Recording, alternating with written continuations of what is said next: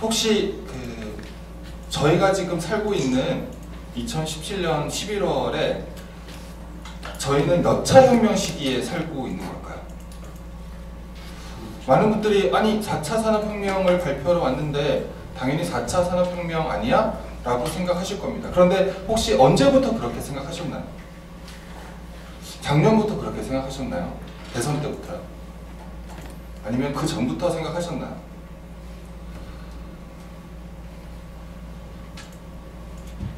제가 학교에 오기 전에 2000년부터 한 6년, 7년 동안 정보통신정책연구원에서 일을 했는데요. 국책연구원에서 일을 하면 당시 정보통신부와 같이 일을 할 때 어떤 키워드를 보고서에 담는 것이 대단히 중요했습니다. 그때 당시에 많은 보고서들의 앞부분에 달렸던 제목은 유비쿼터스 혁명이라는 것이었습니다. 그런데 유비쿼터스 혁명에 대한 보고서 내용이 채 끝나기도 전에 박사님 내용을 바꿔야 되겠어요 라고 하면서 정보통신부에서 웹 입점형 혁명을 화두로 다뤄달라는 주문을 받았습니다. 그리고 몇 년 지나지 않아서 이제 유비쿼터스의 시대도 웹 입점형의 시대도 끝나고 갔고 이제는 컨버전스 혁명의 시대다 라는 것으로 2000년대 후반의 보고서들의 내용이 채워졌었습니다. 그리고 2011년, 12년에 제가 전화를 하나 받았었는데요. 이제 컨버전스 혁명 시대가 끝나고 이제는 초연결 혁명이다. 이러한 이야기들이 정부 부처에서 돌고 이것이 하나의 연구 보고서의 중요한 테마로 사로잡혔었죠. 저희가 사회 교과를 통해서 2차 산업혁명 시기까지는 배웠습니다. 그런데 그 이후에 대해서는 심각하게 생각해 본 적이 없어요. 4차 산업혁명 시기에 대해서 이야기를 들었을 때 사람들 머릿속에 그러면 지금까지는 3차 산업혁명 시기였나? 라는 생각이 들었을 겁니다. 그런데 그 질문을 던지기도 전에 이미 미디어에서 그리고 여러 발표, 컨퍼런스가 이미 4차 산업혁명을 사용하고 있었던 거죠. 그래서 우리는 생각합니다. 내가 지금까지는 3차 산업혁명 시기에 살고 있었구나. 4차 산업혁명을 다루는 굉장히 많은 발표장에 가보면 발표자들이 지금까지의 시대는 어떻게 되었으며 1차는 언제, 2차는 언제, 3차는 언제, 4차는 언제 라는 것을 규정하면서 시작합니다. 심지어 어떤 발표에서는 3차 산업혁명 시기는 1969년에 시작해서 2015년대까지였다라는 발표 자료도 있습니다. 그런데 제가 나름 정보사회에 대해서 전문성이 있다고 생각을 했는데 저는 정말 솔직하게 말씀드리면 재작년까지는 3차 산업혁명에 대한 어떠한 내용도 다뤄본 바가 없습니다.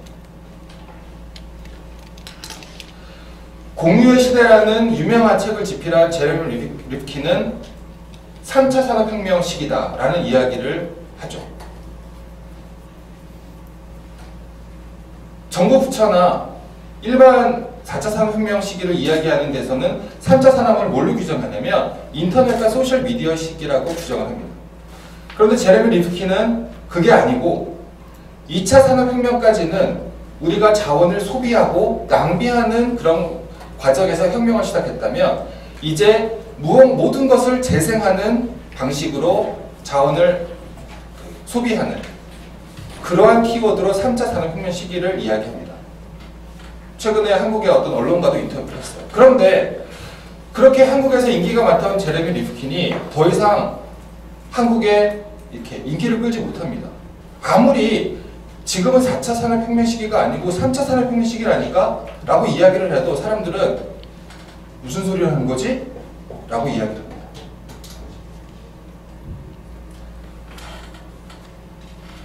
교보문고에 바로 옆에 있는 교보문고에 가보면 앞부분에 4차 산업혁명 시기를 다룬 책들이 쏟아져 나와 있습니다. 근데 저는 궁금해요. 어떻게 이렇게 책을 빨리 쓸 수가 있지? 마치 4차 산업혁명 시기를 기다리고 있었던 것처럼 이런 책들이 쏟아져 나오고 유행어가 됩니다. 이 유행어는 고스란히 학계에도 영향을 미칩니다. 학계의 논문을 다룬 BBPR라는 사이트가 있는데요. 그 사이트에 제가 일주일 전에 들어가 봤는데 이달의 연구자로 4차 산업혁명 시대와 대학교육을 다룬 어떤 교수님이 선택되셨고, 그리고 많이 이용된 논문 보시면 4차 산업혁명, 4차 산업혁명, 4차 산업혁명, 4차 산업혁명, 4차 산업혁명 이런 것들이 막 넘쳐나고 있습니다. 그만큼 검사를 많이 한다는 거죠. 그만큼 모른다는 뜻이기도 하고요. 그런데 내용들을 보면 서로가 서로를 카피하기에 급급합니다. 심지어 지난 대선에 대선 TV 토론 때 안철수를 비롯한 현 대통령 모든 사람들이 지금 우리 시대는 4차 산업혁명 시기입니다. 여기에 우리가 대응을 해야 됩니다. 라고 이야기를 했습니다. TV 토론을 본 국민들이 우리는 4차 산업혁명 시기에 살고 있다고 이야기를 하는 거죠. 저는 이런 토론장에서 지금이 4차 산업혁명 시기다, 아니다 3차 산업혁명 시기다, 개념 규정부터 해야 된다, 이런 것으로 시간을 낭비할 생각은 없습니다. 그런데 한편으로는 우리가 4차 산업혁명의 사회 변화, 계층의 변화, 커뮤니케이션의 변화 이런 이야기를 하기 전에 우리가 4차 산업혁명이라는 개념 자체가 어떠한 배경으로 사용되었는지는 이해해야 할 필요가 있다고 생각합니다. 제가 궁금해서 5차 산업혁명을 구글에 쳐봤어요. 벌써 5차 산업혁명에 대한 책도 나왔습니다. 모르겠죠? 어떤 그 지방의 군수님이 쓰신 5차 산업혁명이에요. 여기에 바이오가 들어가 있습니다. 이 책이 혹시 인기를 끌게 되면 내년에는 제가 여기에서 5차 산업혁명 시기와 사회 변화에 대한 이야기를 할 수도 있습니다. 심지어는 해외의 연구소에서도 5차 산업혁명을 벌써 이야기를 하고 있습니다. 저희는 그 10년간 산업혁명을 도대체 몇 차례나 겪는 건지 모르겠습니다.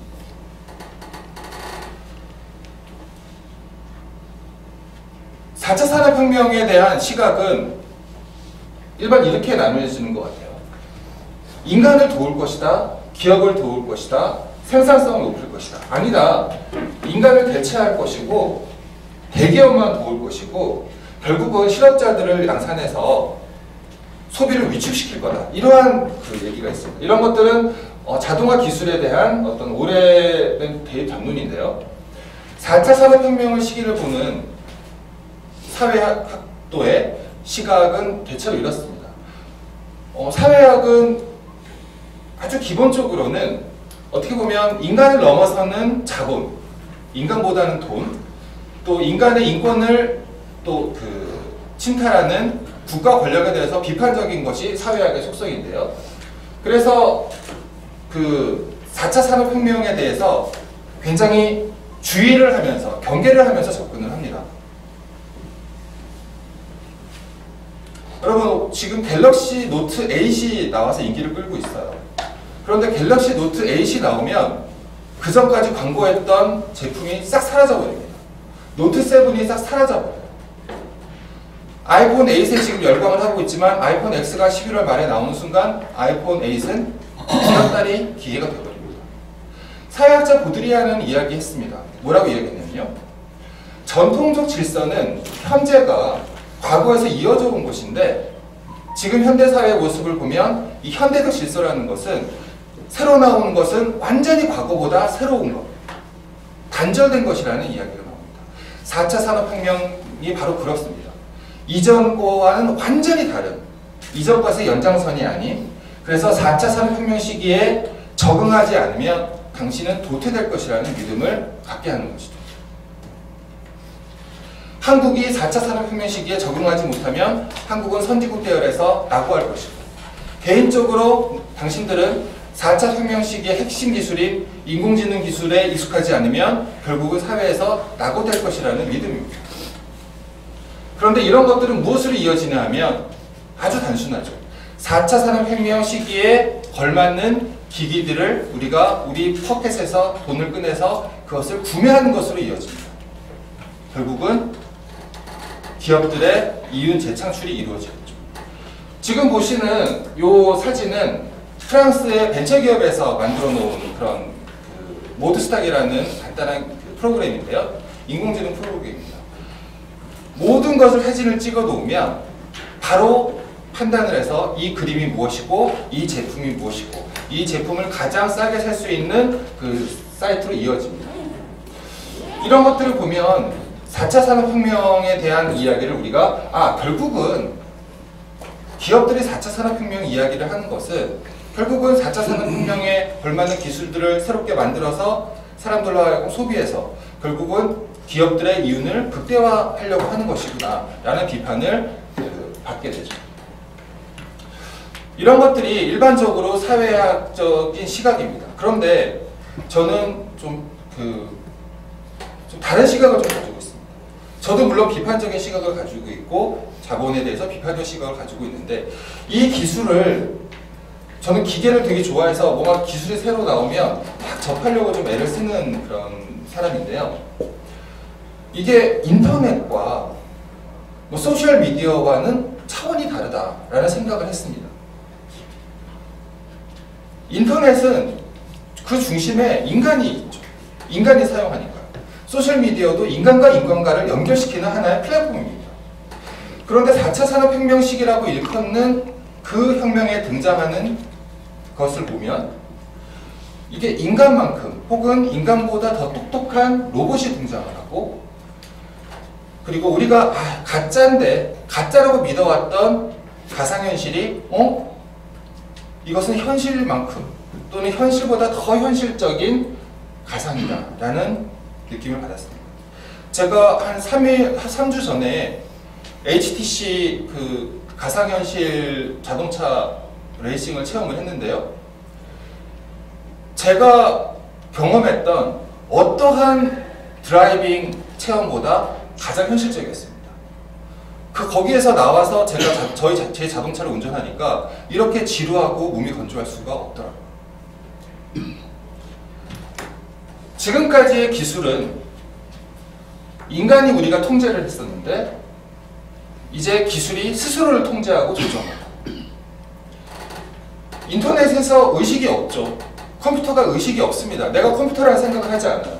그런데 계속 지금 진화하고 있는 인공지능의 모습을 보면 내가 어떤 제품이구나, 내가 누구구나 라는 의식이 가능해지는 모든 것들이 지금은 인간을 모방하면서 만들어졌었는데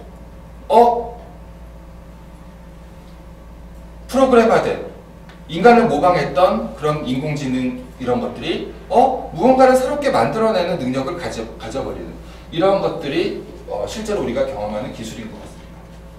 그래서 저는 이렇게 생각합니다. 4차 산업혁명은 슬로건이다. 그것을 기업에 내놓은 정부가 내놓은 슬로건이다. 그런데 이것을 비판하는 것은 당연하다. 그런데 그 슬로건으로 설명되고 있는 그 현상을 외면해서는 그로 인해서 벌어질 일들에 대한 사회학적인 접근이 대단히 필요하다.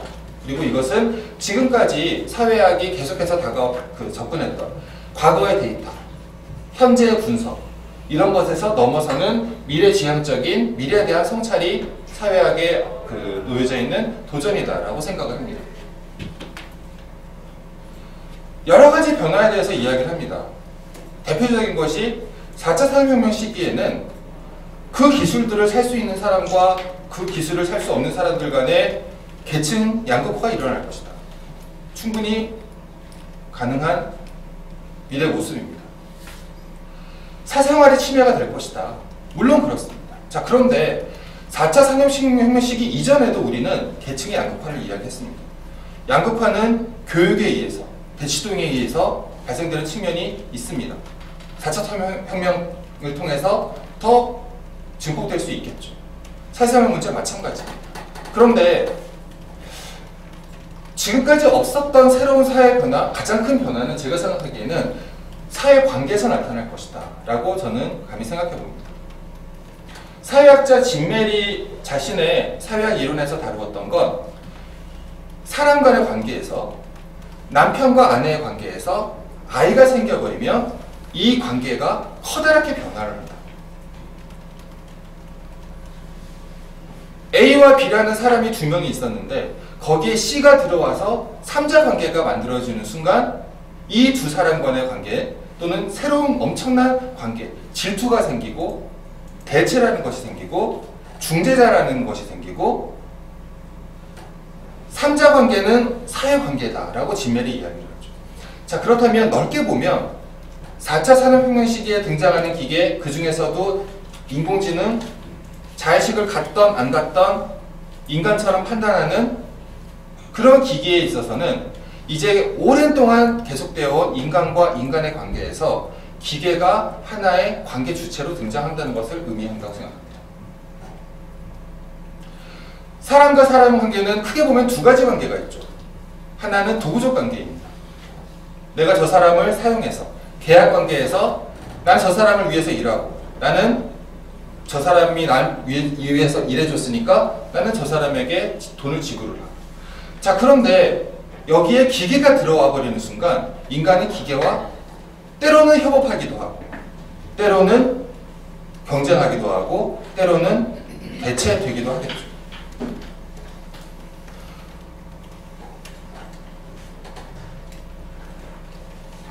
실험에 대해서 이야기를 합니다. 한편에서는 이 기존의 인간과 인간의 그 노동 관계를 기계가 들어와서 많은 일자리들이 대체될 것이다. 아니다, 그렇지 않고 새로운 일자리들이 창출될 거야. 걱정하지 마. 라는 시각이 존재합니다. 역사적으로 보면 대체되어 왔습니다. 사람들은 일자리를 잃어왔어요. 최근에 발표된 프랑스의 인공지능 정부 전략의 어떤 부분이 있냐면 명확하게 명시를 해놓습니다. 인공지능과 사람들의 일자리에 대한 두 가지의 상반된 시각이 있다. 그러나 프랑스 정부는 이렇게 생각한다. 새롭게 등장하는 인공지능은 많은 프랑스인들의 일자리를 분명히 더 앗아갈 것이다. 그리고 그 속도는 새로운 일자리가 창출되는 것보다 훨씬 더 빠를 것이다. 그래서 프랑스 정부는 앞으로 인공지능 정책을 펴는 데 있어서 이 일자리를 뺏기는 것에 대해서 주시할 것이고 이 문제가 반복되지 않도록 노력할 것이다 라는 것이 있습니다. 근데 저는 특히 감성적 관계에 주목하려고 합니다. 혹시 네이버에서 새로 만들어 놓은 인공지능 프로그램인 클로바를 써보신 적 있나요?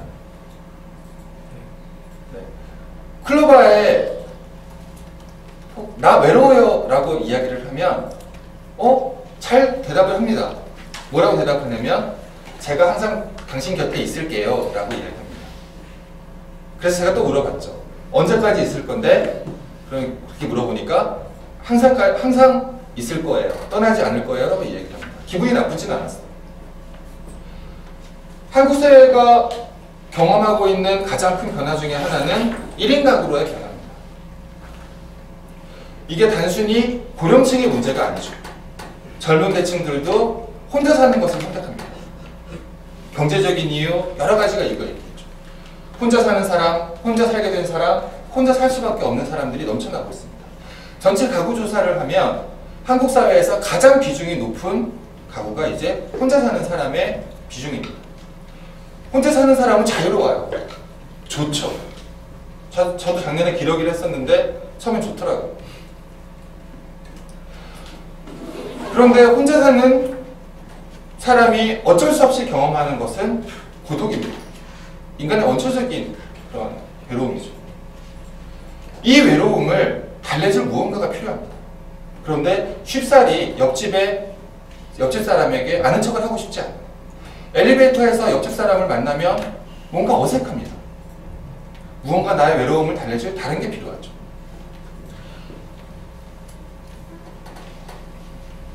인공지능이 나의 사무실 일을 대체해 줄 것이다. 인공지능이 나의 업무를 대체해 줄 것이다. 물론 이런 방식으로 가죠. 그런데 그런 것들이 얼마나 실용성을 갖게 될까요? 제가 생각하기에 가장 시장성을 많이 갖는 것은 바로 외로움을 달래주는 프로그램입니다. 실제로 그런 프로그램들이 나오고 있다. 인공지능은 인공 감성으로서의 가능성을 가지고 있다. 그리고 이런 것들을 1990년대 초반에 프랑스의 사회학자들이 이것을 가상적 인간이라고 명칭을 했습니다. 인간은 아닌데 우리가 인간처럼 믿어버리는 것이죠. 영화 엑스마키나에 보시면 인공지능을 가진 로봇인데요. 평범한 남자애가 주인공입니다. 이 평범한 남자애는 여자친구를 사귀어 본 적이 없어요. 엄청 부끄러움을 많이 탑니다. 외모도 너무 평범해요. 그런데 어느 날 저 인공지능 로봇을 만나는데 인공지능인 걸 압니다. 그런데 자신의 말을 이해하고 자신에게 매력을 느꼈다고 하는 그 로봇의 이야기에 매력을 느끼죠. 그래서 나중에 같이 탈출할 계획을 짜는데요. 결국은 탈출하는 것은 인공지능이었고 이 남자애는 거기서 파면을 맞이합니다.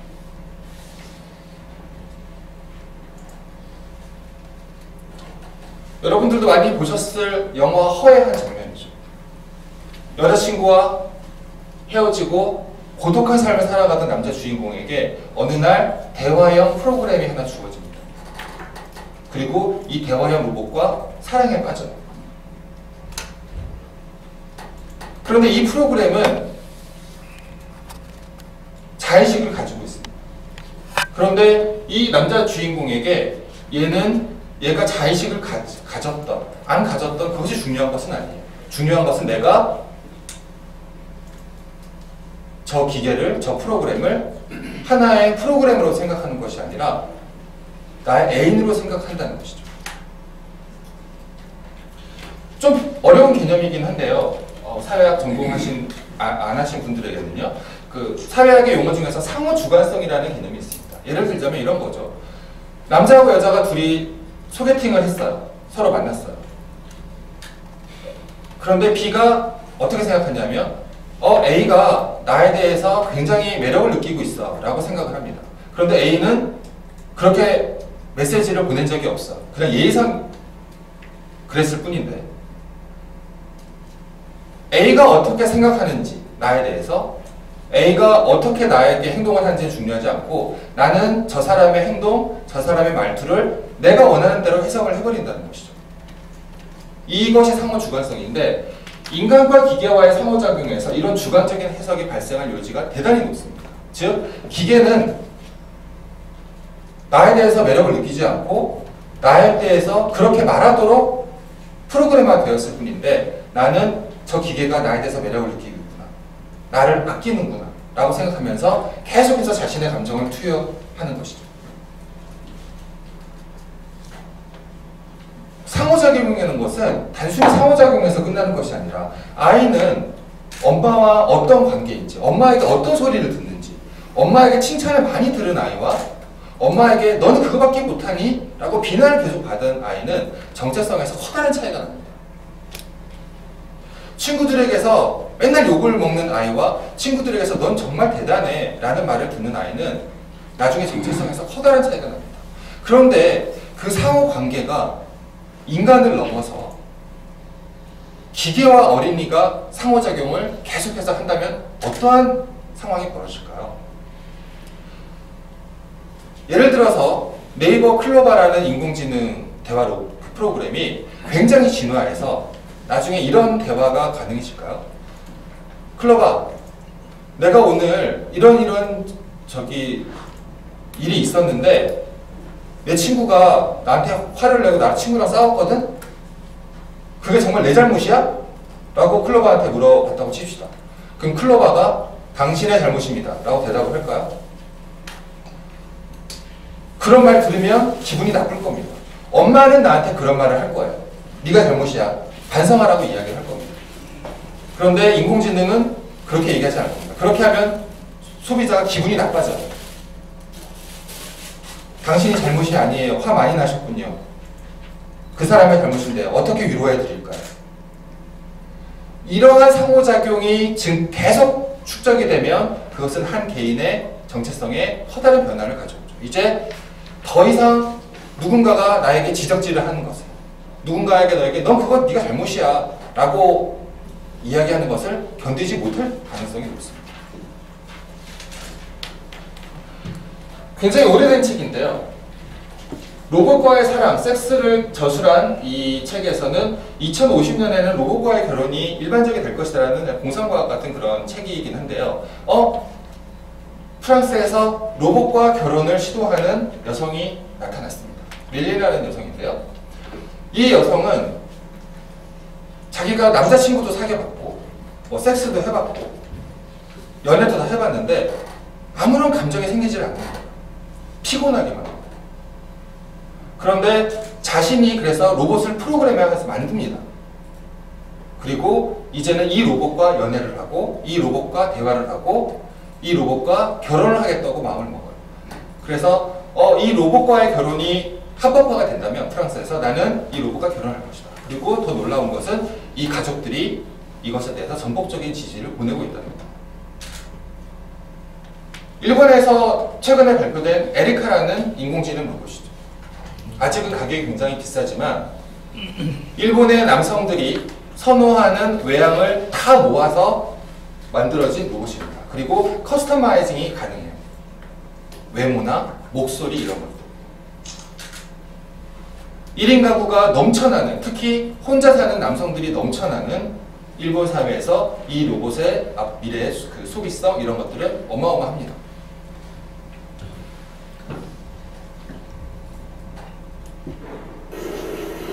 예린아, 그렇게 안 온다.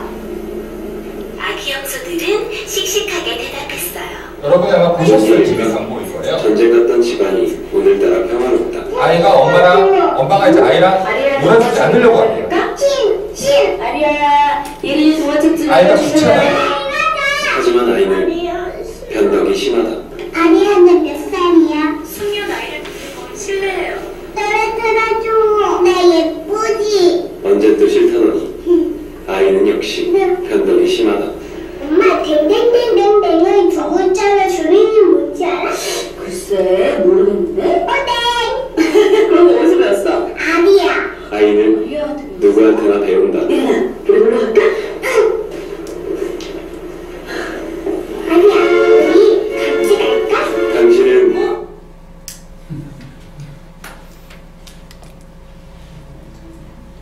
1인 가구가 늘어나고 결혼을 하지만 아이를 낳지 않는 부부들이 늘어나고 그리고 아이가 한 명 정도에 머물고 서로 같이 남편과 아내가 같이 일을 해야만 간신히 경제적으로 버틸 수 있는 한국 사회의 모습에서 이제 아이가 도대체 누구와 같이 상호작용을 할 것인가?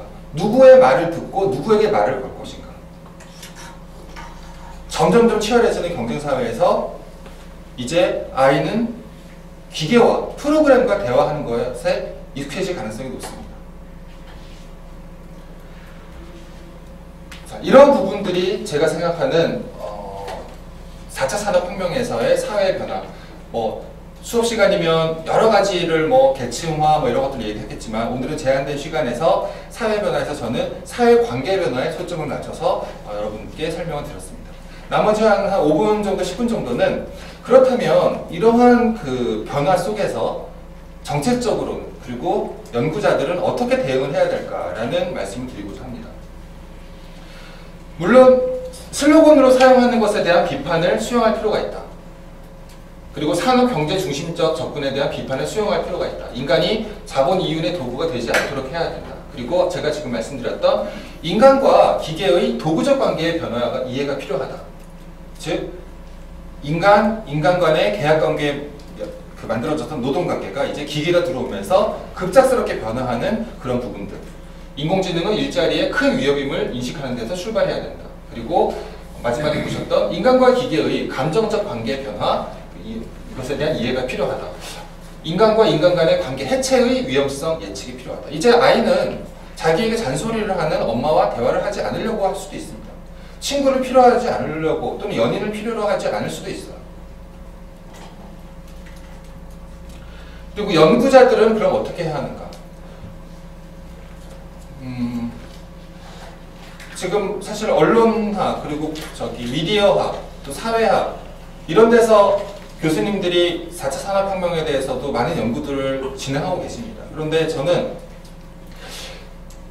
지금까지 인터넷과 소셜미디어를 사회학자들이 사회과학자들이 연구를 하는 데 있어서는 본인들이 인터넷을 사용을 했고 소셜미디어를 또 사용을 했습니다. 그런데 4차 산업혁명 시기와 관련된 사회과학의 어떤 논문들이나 이런 걸 보면 인공지능에 대해서 가상현실에 대해서 본인들이 잘 몰라요. 그리고 본인이 직접 경험을 해본 사람들도 별로 없습니다. 기존의 그냥 기계, 자동화 기계에 대해서 경험했던 걸 가지고 논문을 쓰는 경우가 굉장히 많아요. 그 고전 사회학자인 막스 베버가 해석적 이해가 필요하다는 이야기가 있습니다. 그 얘기는 뭐냐면 인공지능에 대해서, 가상현실에 대해서 우리가 연구를 할 때 그것을 실제 경험한 사람의 입장에서, 그 사람의 시각에서, 그리고 그것을 본인이 직접 경험함으로써 이것을 접근해야 된다. 그렇지 않다면 사회학자들은 맨날 이런 비판만 해. 현학적인 수준에 그치지고 말 것이고 결국은 당신들이 그렇게 비판을 해봤자 기술산업이 더 주임이 돼야 되지 않느냐. 이런 기술산업 중심의 논리에 밀리게 될 것이다 라는 생각을 해보면서 오늘 발제를 간단하게 마치도록 하겠습니다. 네.